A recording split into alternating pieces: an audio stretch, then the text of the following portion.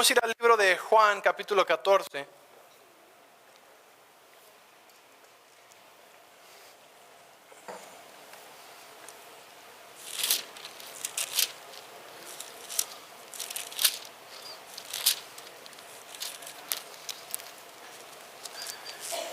Mi deseo, mi corazón, mi anhelo es que el día de hoy podamos salir de aquí con una idea renovada de lo que es la Pascua, ¿sí? Todos saben que hoy celebramos Pascua. Y saben de los huevitos, y saben del conejo, y de los dulces, y que nos juntamos, y que es un día familiar, es un holiday, ¿sí? Pero muchos no saben qué significa eso, ¿sí? No saben. Y normalmente detrás de un día importante, de un día feriado, como es el día de hoy, ¿sí? como es estos días, hay algo histórico que sucedió, algo real que sucedió, ¿verdad? Y sabemos que sí celebramos la muerte y la resurrección de Jesús. Pero ¿quién es Jesús para ti? ¿Y qué significa esa muerte y esa resurrección para ti? ¿Significa nada más un día feriado? ¿Significa nada más ir a buscar huevitos en los arbustos? ¿Qué significa la Pascua para nosotros? ¿Qué significa la muerte y la resurrección de Jesús? Porque no solamente es la muerte y la resurrección de Jesús, pero es algo que impactó, es algo que cambió la historia del mundo. Cambió la línea de tiempo de todo el mundo. Los años en la línea de tiempo de la historia es antes y después de... ¿De quién? Nada más de Cristo. No importa si eres ateo o de qué religión seas o qué religión creas, la línea de tiempo por la cual se rige el mundo es antes y después de Cristo, ¿sí? Porque es lo que marcó la historia, marcó el mundo, ¿sí? Trajo el cambio más grande, pero muchos no viven en ese cambio, muchos no saben qué significa para ellos ese cambio, piensan que solamente es una división en la línea de tiempo para que no estemos en el año 6000 en vez de eso, y que estemos en el 2000, no, ¿qué significa eso? Porque en la historia fue reconocido tan grandemente que tuvo que hacerse una división y decir, todo esto es antes de Cristo y todo esto es después de Cristo. En la Biblia, aquí también está el antes de Cristo y después de Cristo. El Antiguo Testamento y el Nuevo Testamento. ¿Sí me entiendes? Entonces, algo tan grande, tan impactante, tan fuerte para cambiar la historia y el tiempo, la línea de tiempo mundial, debe tener tanta importancia que tú estés tan interesado de saber qué significa eso para ti. ¿Sí me entiendes? No fue nada más como el día de Martín Lutero, que es una fecha, un día feriado, fue una gran persona, hizo historia. Pero no hay antes y después de Martín Lutero, ¿sí? Inclusive lo que él hizo tiene un gran significado para mucha gente, porque les afectó directamente en su vida, en cómo viven hoy. Pero Cristo, Jesús, afectó a toda la humanidad. ¿Y cómo nos afecta a nosotros? ¿Qué significa eso? Porque te garantizo que no vino solamente para marcar la línea del tiempo, ¿sí? Entonces, ¿qué significa? En Juan 14, versículo 6, dice, Jesús le dijo, yo soy el camino, la verdad y la vida. Nadie viene al Padre sino por mí. ¿Ok? Jesús le dijo, yo soy, ¿quién yo? Jesús es el camino, Jesús es la verdad y Jesús es la vida. Y nadie viene al Padre sino por Jesús. ¿Ok? ¿Por quién? Jesús. ¿Quién es el camino? ¿Quién es la verdad? ¿Quién es la vida? ¿Ok? Yo creo que debemos saber un poco más acerca de Jesús. ¿Qué hizo Jesús? Las enseñanzas de Jesús son increíbles, cambian tu vida. Las bienaventuranzas, todo eso. Aunque no son tan profundas como otras cosas. Eran más simples, pero el impacto más grande que Él hizo fue cuando Él murió en la cruz y Él resucitó al tercer día. Y no es solamente un evento que podemos conocer y saber, sino es algo que tenemos que vivir y experimentar. Entonces, ¿por qué Jesús? ¿Por qué Jesús? Porque solo Él salva. ¿Sí? Él es el único camino al Padre, Él es la única verdad, esta es su palabra, y Él es la vida, Él es el dador de vida. Toda la historia, desde la creación, desde Génesis, desde la caída del hombre, estaban ya esperando a Jesús a que viniera. Mira, si tú no vienes los miércoles, yo te animo. Te animo. Estoy buscando otra palabra, pero no sé qué. Te animo a que vengas los miércoles. Si puedes, ven los miércoles. ¿Por qué? ¿Qué estamos viendo? Los miércoles estamos aprendiendo la Biblia en 24 secciones. Oh, es imposible aprender toda la Biblia en 24 secciones. Ok, no significa eso. Significa cómo aprender a entender la Biblia. ¿Sí? Y cómo entiendes que es un solo mensaje. Y cuando empiezas a estudiar, y tenemos los CDs por si ya te perdiste unos capítulos, no importa. ¿Ok? Pero cuando puedes entender la historia, el plan de Dios que se desarrolla aquí, que esto no es solamente pues un montón de libros con buen consejos puestos, ¿sí? Sino que es la historia de la vida, de la creación, de lo que existe, el plan de Dios de principio a fin, y cómo es 100% verdad, puedes tener un entendimiento mucho más amplio y más grande, ¿sí? De lo que estás haciendo tú aquí, de cuál es tu propósito, de cuando abres la Biblia, cómo entenderla, cómo saber de qué está hablando realmente. Te da una profundidad mucho más profunda, por decir otra vez, ser redundante, de lo que está hablando, ¿sí? Entonces, cuando puedes ver a Jesús y lo que es la muerte y la resurrección de Cristo y entender un poco más de que esto no es solamente algo que sucedió un día o que es algo aparte en el Nuevo Testamento, sino que este era el momento esperado desde el principio. Desde el momento en que Adán y Eva cayeron y fueron separados de Dios, desde ese momento la Biblia nos enseña que Jesús iba a venir y nos iba a redimir, iba a restaurar todas las cosas otra vez, ¿sí? Y vemos el plan de Dios libro por libro, por libro, por libro, por libro. Entendiendo, aquí habla de Jesús, aquí habla de Jesús, aquí habla de Jesús. Así que ven conmigo y te voy a enseñar. Porque si Jesús es el camino, la verdad y la vida, debe estar por toda la Biblia, ¿sí? Entonces vamos a ir a vamos a ir a Isaías primero. Ven conmigo al libro de Isaías, capítulo 53. Muchos piensan que Jesús nada más es hablado en el Nuevo Testamento, pero Jesús está por todo el Antiguo Testamento y uno de los lugares más claros es lo que vamos a ver ahorita. Porque Jesús murió por un propósito y tenemos que entender que Jesús no fue una víctima, aunque parece que haya sido una víctima de los judíos y los fariseos. Jesús no fue una víctima. Todo estuvo perfectamente planeado con un solo propósito y para enseñarnos que Jesús no fue derrotado y murió y lo mataron, sino que Él entregó su vida con un propósito. En Isaías y siglos antes de que esto sucediera, nos dice exactamente las cosas que iban a pasar a Jesús. En el capítulo 53, voy a leer todo, dice: ¿Quién ha creído nuestro anuncio y sobre quién se ha manifestado el brazo de Jehová? Subirá cual renuevo delante de él, como raíz de tierra seca.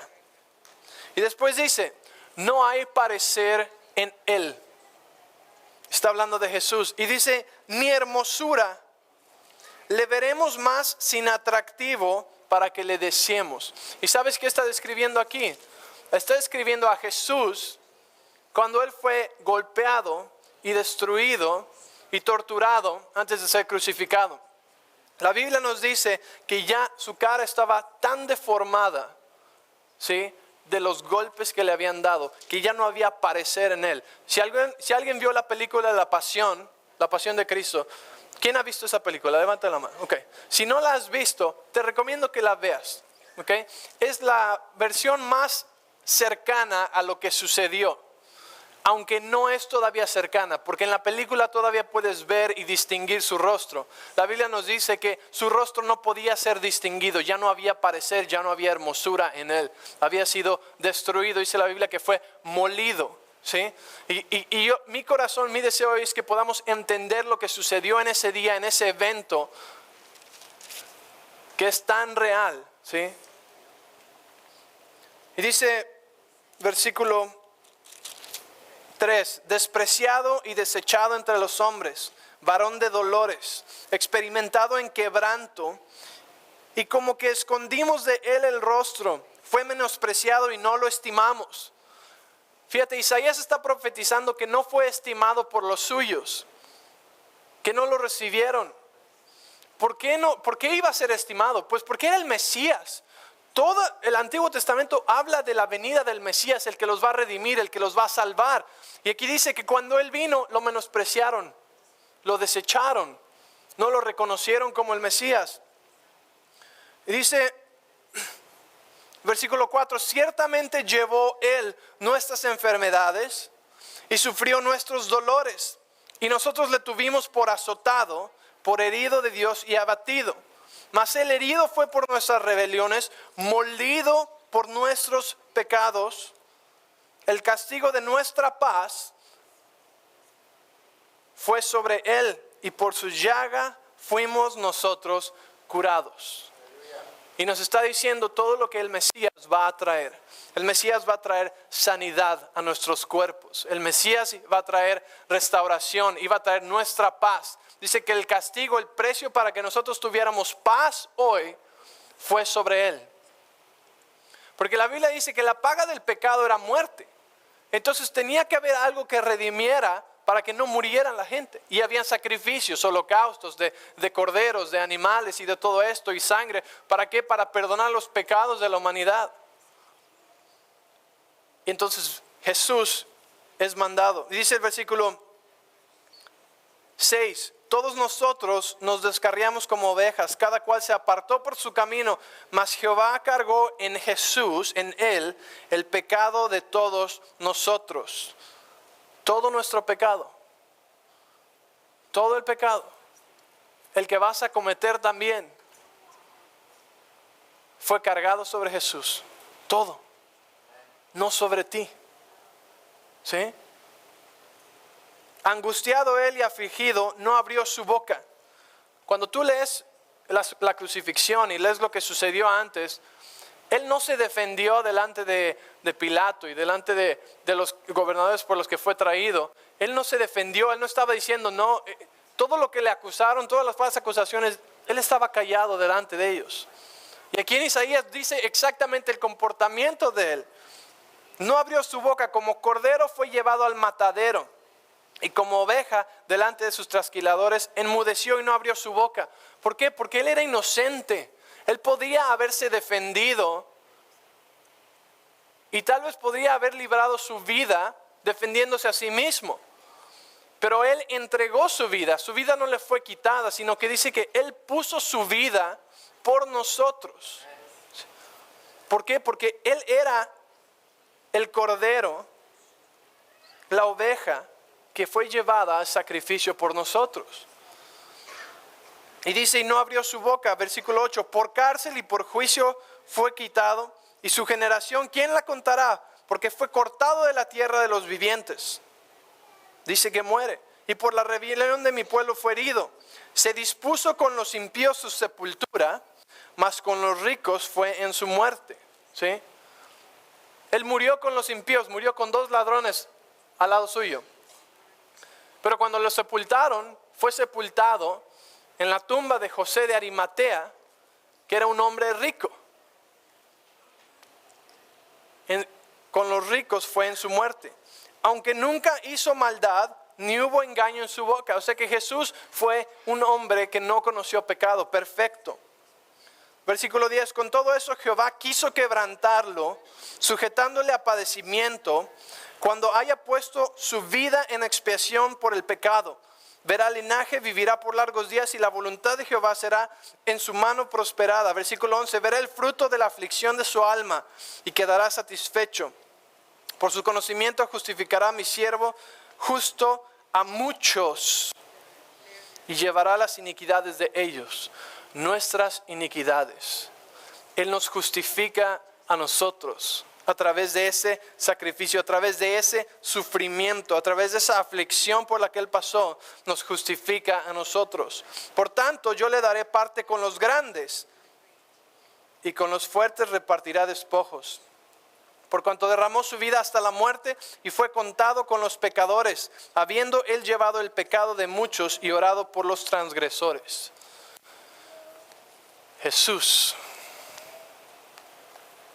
el camino, la verdad y la vida. Nadie viene al Padre sino por Jesús. ¿Sí? Por Él. Porque Él llevó nuestro castigo. Él llevó nuestras iniquidades, nuestros pecados. Todo lo llevó Él. Para que tú no lo tuvieras que llevar. Él llevó nuestras enfermedades, llevó nuestro dolor.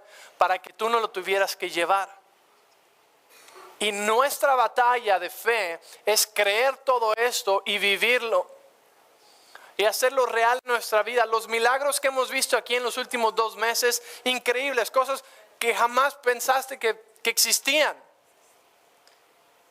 ¿Por qué? Porque hemos creído lo que Jesús hizo y que Él lo llevó. Y cuando tú crees y pones tu fe y pones acción en la palabra de Él, en lo que Él hizo, hay poder. Porque no fue solamente un cuento, una historia, algo para que se quede en el libro, sino fue algo que trasciende generaciones y nunca se acaba y tiene poder hoy, aquí, en cualquier parte del mundo. ¿Sí entiendes?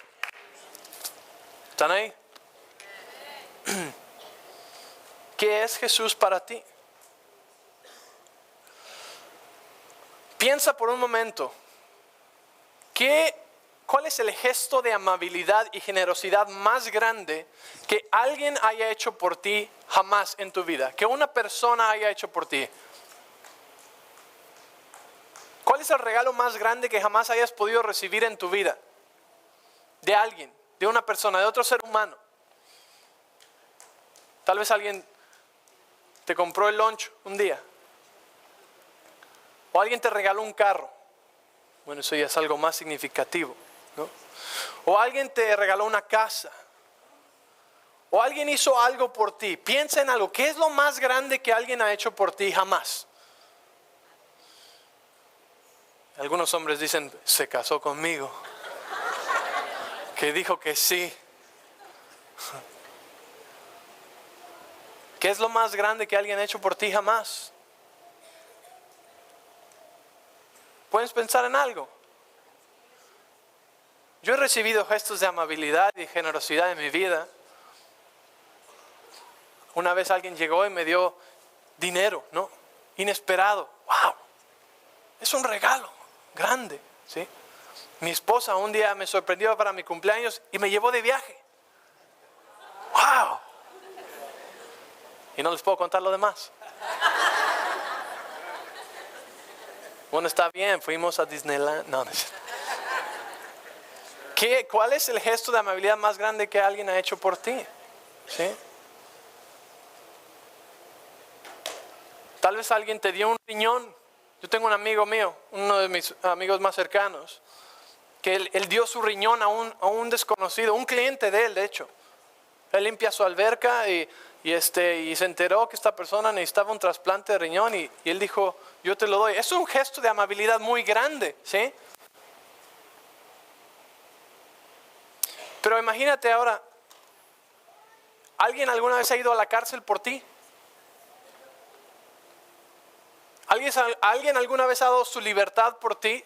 Mira, estamos en un país, aquí en México, o de donde vengas, ¿sí? Que tal vez hay algunas cosas que no son tan dramáticas como eran antes, ¿sí? Pero yo no sé si alguien alguna vez ha dado su vida por ti. O alguien ha sido torturado por ti, en tu lugar.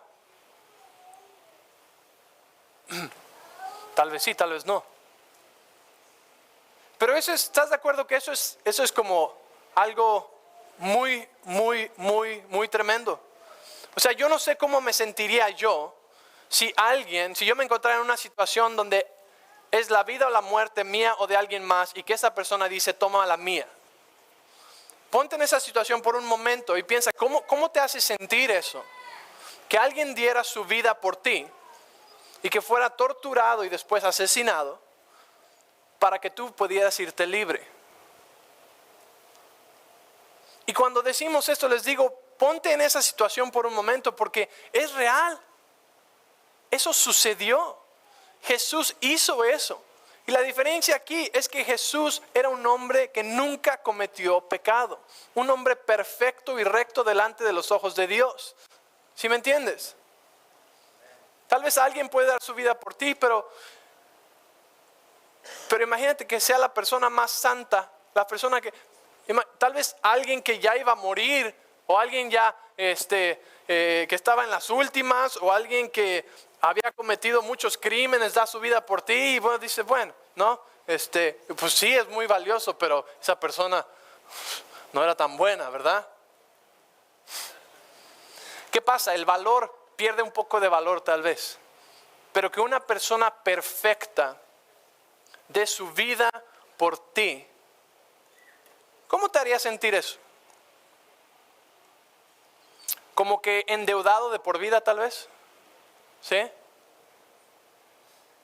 Que esta persona dio su vida por mí para que yo pudiera vivir una vida abundante, para que yo no tuviera que estar separado de Dios, sino que pudiera estar cerca de Dios, para que yo no tuviera que estar haciendo sacrificios de animales cada vez que cometía un pecado y pudiera tener una relación con el Padre Celestial. Y eso sucedió hace 2000 años en la cruz de Calvario. Jesús lo hizo por ti y por mí. Por eso la Biblia nos dice que lo recordemos constantemente, que lo tengamos presente, ¿sí? ¿Entiendes? Que esto tiene un significado mucho más grande, que un hombre fue clavado en una cruz para que tú y yo pudiéramos venir hoy aquí a la iglesia y experimentar la presencia y la gloria de Dios, para que tú y yo pudiéramos abrir la palabra de Dios y vivirla y vivir sus promesas. Y a veces lo tomamos a la ligera, tan a la ligera que ni nos acordamos. Y no estoy queriendo hacer a nadie sentir culpable de nada, sino mi deseo es que entendamos más profundamente la seriedad, el peso que tiene que Jesús murió en la cruz, no por otros, no por algunos, sino por todos. Dice que está a la puerta y llama, y cualquiera que abra la puerta, que abra su corazón a Él, dice que Él va a entrar y Él va a ser tu Señor, y Él va a ser tu Salvador, y Él va a ser tu Padre, ¿sí? Y que Él va a estar y va a vivir contigo, ¿sí? Y viene con todas las promesas que nos dio en la palabra. ¡Wow! Por eso, nadie viene al Padre más que por Jesús. Porque Él es el único hombre que murió en la cruz, siendo inocente, 100% inocente, por toda la humanidad, y resucitó al tercer día. Por eso Jesús es el único camino, ¿sí? Ay, pero todas las religiones llevan, ¿no? Ay, pero con que seas bueno eso es suficiente, ¿verdad? Pues no, es la verdad. Dice, Jesús es el único camino, Él es la verdad y es la vida, y nadie viene al Padre por Él. ¿Por qué? Porque solo Él murió, y solo Él resucitó, y solo en Él hay poder, solo en su nombre. Y el mundo, aunque no lo quiera reconocer, lo reconoce, porque ¿sabes qué? Está en la línea del tiempo, marcó la historia. Estábamos pensando mi esposa y yo, ¿qué sería de esta nación? ¿Qué sería de América si Jesús no hubiera muerto en la cruz? ¿Sí? tal vez estaríamos todos todavía sacrificando animales y quién sabe. Porque de allá vino el evangelio, ¿sí? ¿Están ahí? Ven conmigo al libro de Salmos, capítulo 22. Salmo 22. ¿Qué hacemos en Salmos el día de resurrección? Salmo capítulo 22. Sabes que David, cuando escribía los salmos, profetizaba, escribía cosas que Dios le inspiraba. Por eso dice la Biblia que David fue un hombre conforme al corazón de Dios. Por lo que él escribía salmos conforme al corazón de Dios, de cosas que venían del corazón de Dios, profecía. Los salmos no solamente son el himnario de Israel y los cantos que cantaban y las alabanzas, pero también es profecía.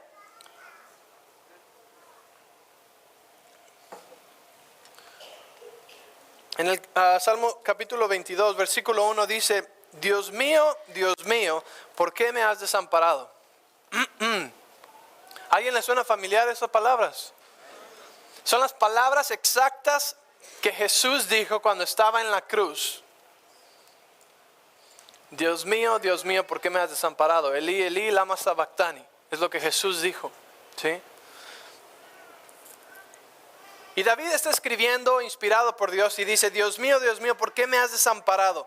¿Por qué estás tan lejos de mi salvación y de las palabras de mi clamor? Dios mío, clamo de día y no respondes, y de noche y no hay para mí reposo. Pero tú eres santo, tú que habitas entre las alabanzas de Israel.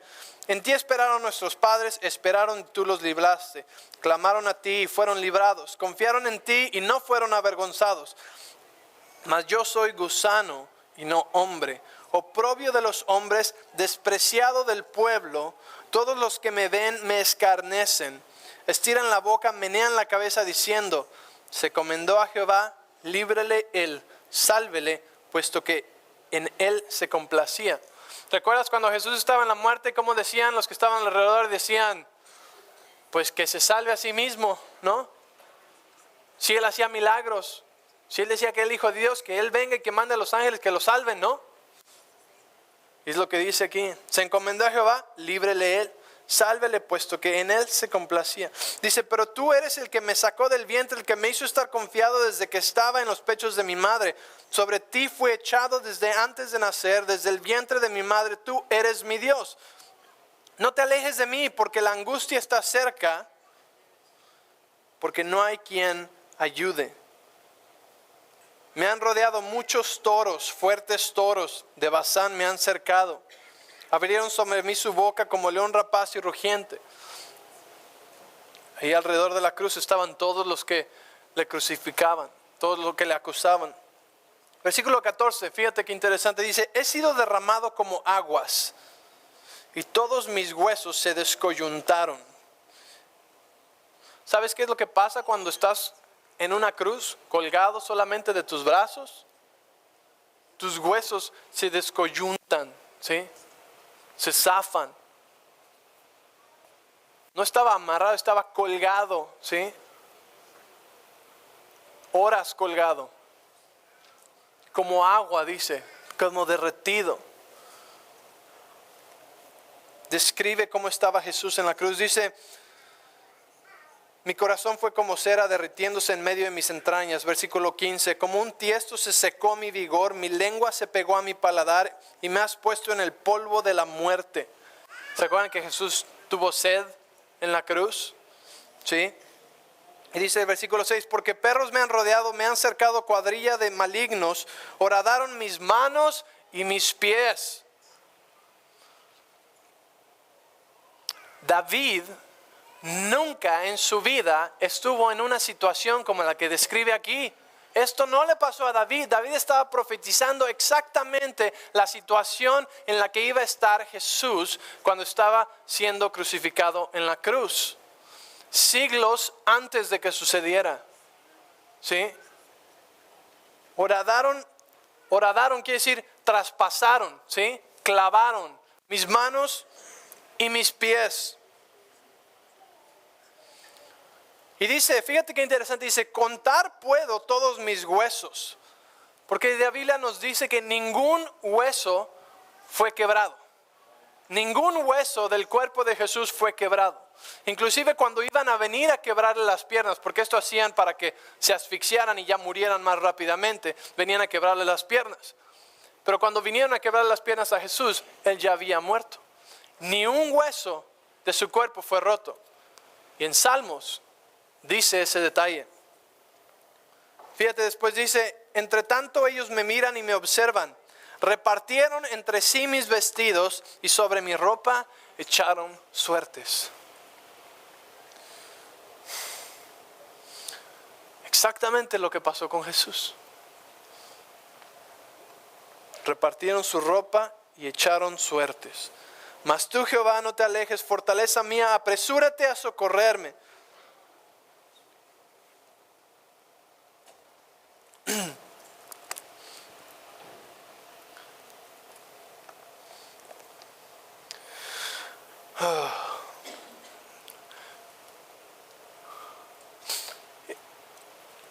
Quiero que entendamos otra cosa. Cuando David escribió esto y cuando Isaías profetizó esto y describieron la crucifixión exactamente como sucedió, como la describen los evangelios, como sucedió a Jesús, la muerte por crucifixión, el castigo de crucifixión ni siquiera existía todavía. La muerte penal, el castigo de pena de muerte que existía en el Antiguo Testamento era el ser apedreado. La crucifixión no existía en la mente de nadie. No era una idea con la que, ¿sí me entiendes? No es que dijeron, oh, eso ya existía, ya lo sabían. Ni siquiera existía la crucifixión. Las cosas que estaban escribiendo aquí eran puramente, solamente profecía y solamente podía venir por inspiración de Dios porque nadie conocía lo que significaba o lo que era la crucifixión. ¿Sí? Si alguien iba a morir y tenía castigo de pena de muerte, era apedreado nada más.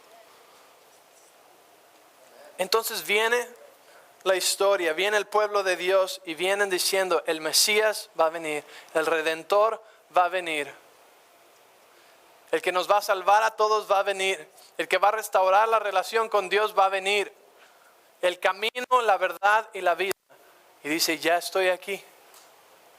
Yo soy el camino, la verdad y la vida, y nadie viene al Padre sino por mí. Yo soy, dice Jesús, del que Isaías habló, del que David habló. ¿Sí?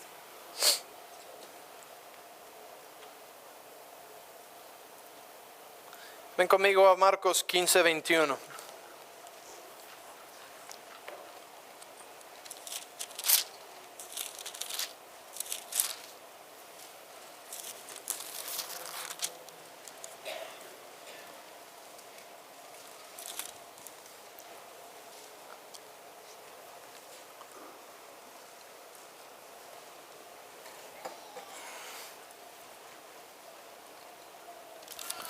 Dice,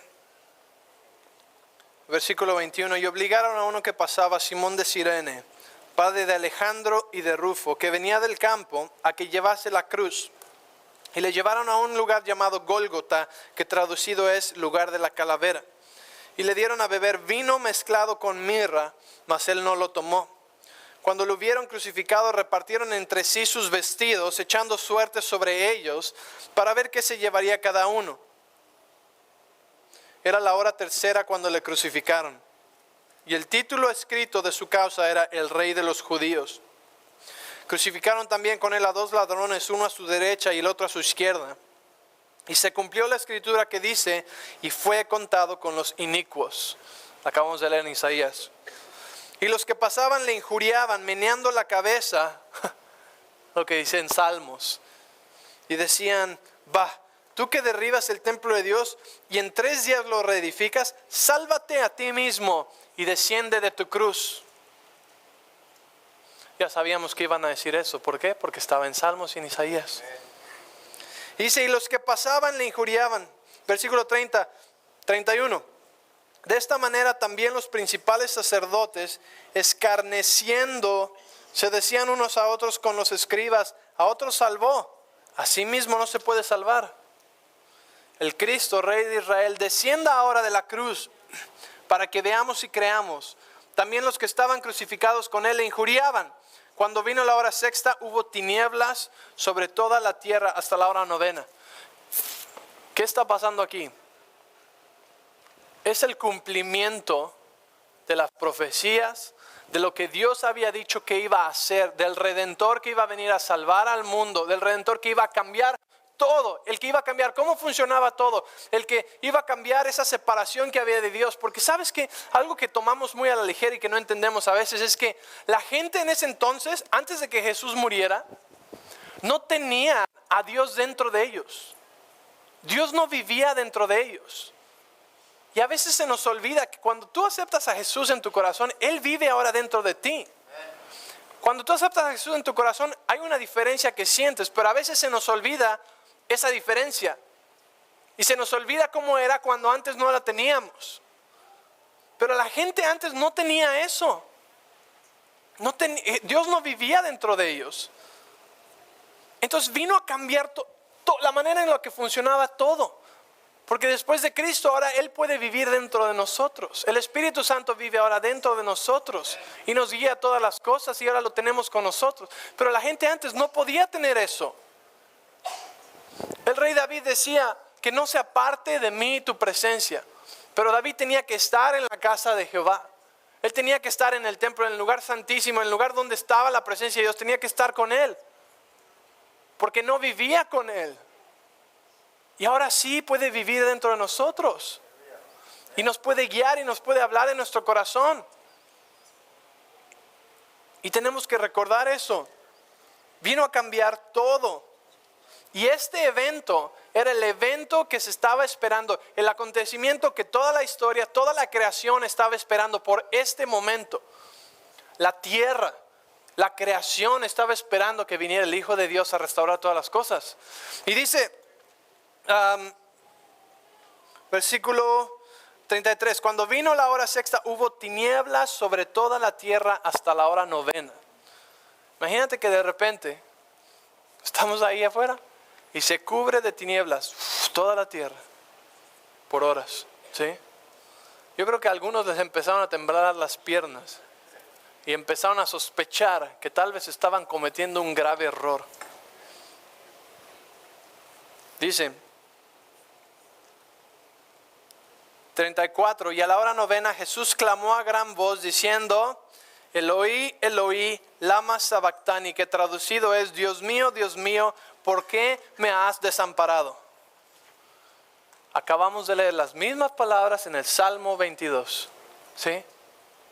Jesús dijo, ¿por qué me has desamparado? Y mira, te voy a decir algo, mucha gente no sabe o mucha gente piensa que Dios nunca lo abandonó, que Dios nunca lo desamparó, ¿verdad?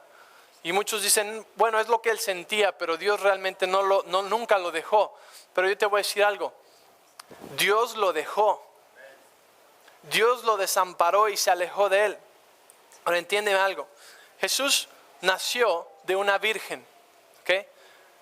Lo que hizo esto es que él naciera sin pecado, ¿ok? Porque la línea de los hombres, el pecado es hereditario, se hereda. Entonces hubiera nacido ya con pecado. Por eso tuvo que nacer de una virgen, de una semilla del Espíritu Santo, de una forma sobrenatural, para que naciera sin pecado. ¿Ok? Entonces por eso nació de la Virgen María. Y cuando él nace sin pecado y se mantiene toda su vida sin pecado, ¿qué pasa? El pecado te aleja de Dios. ¿Ok? Y es lo que él vino a cambiar. Entonces, él tenía una relación con el Padre Celestial porque no tenía pecado. ¿Sí me entiendes?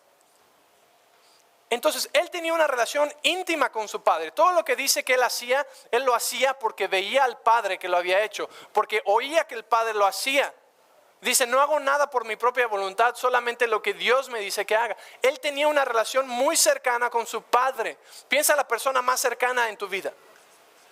Y ahora piensa, ¿cómo sería tu vida sin esa persona? Un poco triste, ¿no? Muy triste. ¿Cómo le harías, no? Si fueras separado de esa persona, que es la más cercana en tu vida.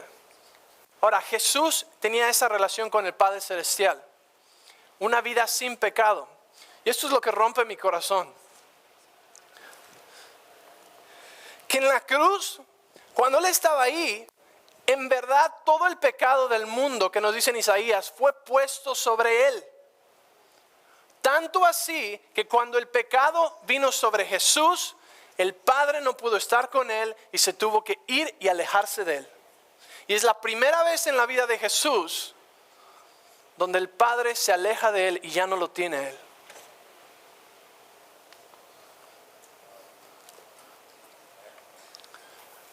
Y por eso dice y clama en voz alta y dice: Dios mío, Dios mío, ¿por qué?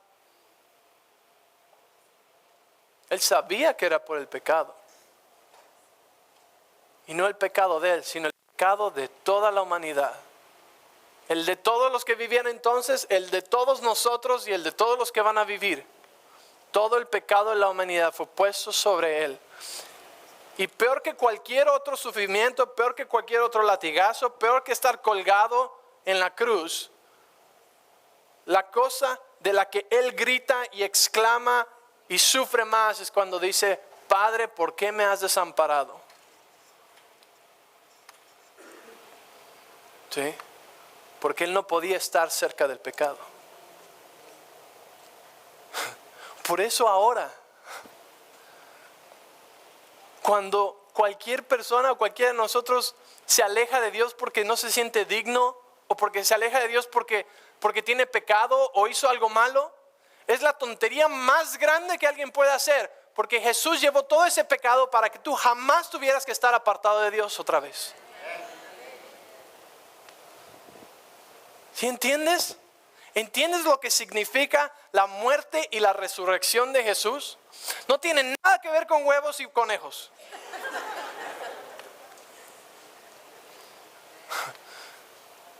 Pero es algo que debería marcar tu vida todos los días. ¿Sí? Es la relación que Él más apreciaba. Es su relación con el Padre. La relación más cercana que tenía, la relación más fuerte, la única relación que le decía a Él quién era, la única relación que le decía a Él lo que importaba realmente, era la relación con su Padre.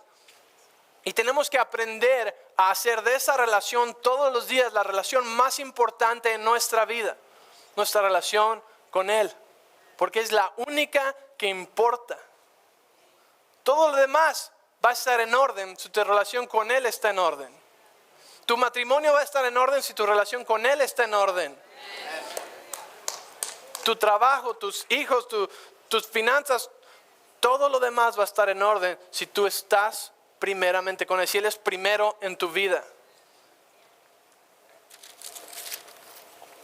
Dice: Eloí, Eloí, lama sabactani, Dios mío, ¿por qué me has desamparado? Y algunos de los que estaban allí decían al oírlo: mirad, llama a Elías. Corrió uno empapando una esponja en vinagre y poniéndola en la caña, y le dio a beber diciendo: dejad, veamos si viene Elías a bajarle. Mas Jesús, dando una gran voz, expiró. Entonces el velo del templo se rasgó en dos, de arriba hacia abajo. Para los que no saben, yo he explicado esto antes. El velo del templo era como de aquí a allá, si no es que un poco más alto, ¿okay? Ese techo, y era como así de grueso, ¿okay? Así de grueso la cortina, ¿okay? O sea que no era una cortina que movías fácilmente, no, era una cortinona, ¿okay? ¿No saben esa palabra? Quiere decir una gran cortina grande y gruesa. Obviamente no había forma de rasgar o rasguñar o romper esa cortina, ¿sí? Y cuando Jesús murió, se rasgó el velo de arriba a abajo. ¿Por qué? Fíjate, no fue cuando resucitó, sino fue cuando murió. Los sacrificios para borrar, para quitar los pecados, ¿okay? El sacrificio para quitar los pecados era un cordero o otro animal que era sacrificado para expiar, para borrar, para quitar, para pagar el precio por el pecado, ¿okay? Jesús es el Cordero Santo que pagó por el pecado de toda la humanidad. Ahora, ¿qué pasaba cuando uno sacrificaba un cordero? Entonces ya estaba bien con Dios otra vez, ¿verdad? Por su pecado era quitado, entonces ya estaba bien con Dios. Ahora, cuando Jesús murió en la cruz, Dios dijo, Él es el sacrificio para que ahora toda la humanidad jamás tenga que hacer un sacrificio y pueda venir directamente y esté bien conmigo y esté a cuentas conmigo. Por eso el velo del templo se rasgó y no se, fíjate cómo dice, de arriba hacia abajo. O sea que no hay forma alguna que nadie lo hubiera roto, porque nadie podía hacerlo desde arriba hacia abajo. Tal vez de abajo, pues uno empieza abajo, ¿no? Pero fue de arriba hacia abajo, porque Dios dijo, ¿sí? Hasta aquí llegó, el sacrificio fue hecho, el Cordero de Jesús, el Cordero Santo, pagó por el pecado de toda la humanidad y ahora ya no hay separación entre el hombre y entre Dios. Puedes venir delante de mí en cualquier momento, en cualquier hora, porque por ese sacrificio ya no te tienes que apartar de mí. Yo te recibo tal y como estés. Tú dices, perdón por mis pecados, yo te recibo con los brazos abiertos. ¿Sí? A mí me emociona eso. ¿Sí? Porque el diablo es un mentiroso y siempre le anda diciendo a la gente, tú no vales, tú eres un pecador, no te puedes acercar, no puedes venir, no eres... Pero ya pagó el precio Jesús. Eso es una mentira. ¿Sí? Tú necesitas acercarte más de Dios para que puedas quitar cualquier mal hábito que hay en tu vida, cosas que no le agrada a Dios, cosas que no te agrada a ti. Tienes que estar más cerca de Dios, tienes que venir más a su casa.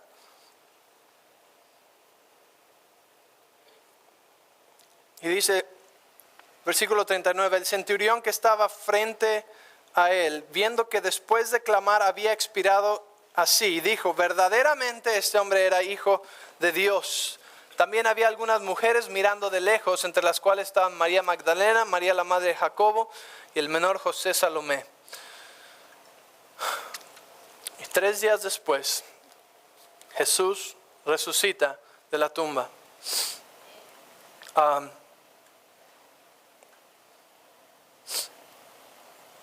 Ahí adelante, capítulo 16, versículo 4 dice, pero cuando miraron, vieron removida la piedra que era muy grande, la que cerraba la tumba.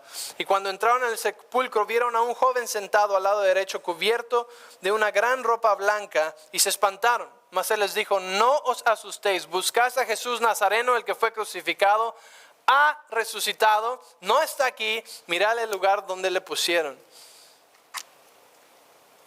Y lo mismo puedes leer en Marcos, Lucas y Juan. ¿Jesús ha resucitado? No, tiene que decir, sí ha resucitado.